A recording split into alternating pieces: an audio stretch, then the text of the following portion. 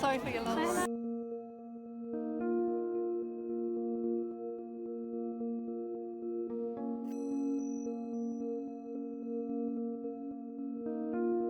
I think that I think what Harry and Meghan realize that they need to keep their profile up there in order to survive, because otherwise no one's going to be interested in commissioning them to do anything.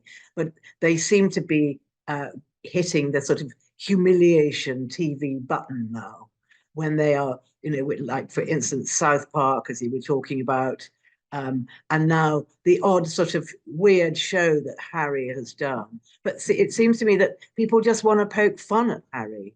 Now, he was very good at that, but I think it's quite hurtful for him to be regarded as a sort of figure of fun. But in America, they see him as a guy that just doesn't do anything. He was born, with what we call a silver spoon in his mouth, and he's never actually done anything to their minds, to prove that he's worthy of himself in a way. Whereas here we know exactly who he is, and we love him because he's Prince Charles's, or King Charles, I beg your pardon, King Charles's son, Diana's son, and he means a lot to us whether we like or dislike him. But there, I think they just don't see the point of him. They don't understand the point of either of them, actually. They see her as a homewrecker. They see her as someone who divided the family, because that's what they've read, and others really admire her.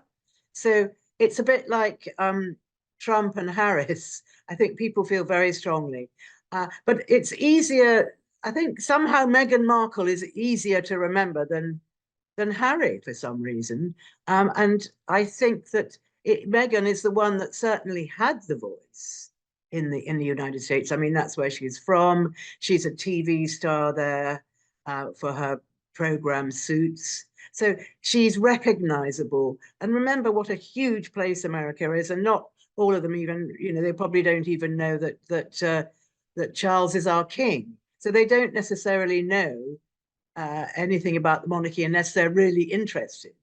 My experience, from talking to a lot of Americans, is that neither Harry or Meghan are liked very much at all. I think they see them occasionally popping up at various events, but none of them have any idea of what Harry does or what Meghan does.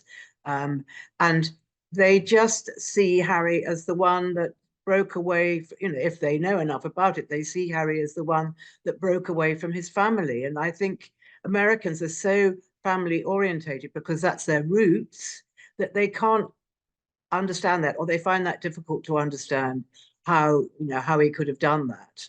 And then this is for those that know, then to diss his own family in a book, I think they find that very difficult to deal with. And on Meghan's side, they just find it very strange that she never sees her father, or that Harry's never met her father. Now, I'm coming from the position of somebody knowing a bit about Harry, but otherwise, I think Harry just doesn't have a high enough profile in the States for the nucleus of people, and it's such a huge country, as I said, and people are so spread out that they don't necessarily know who he is at all.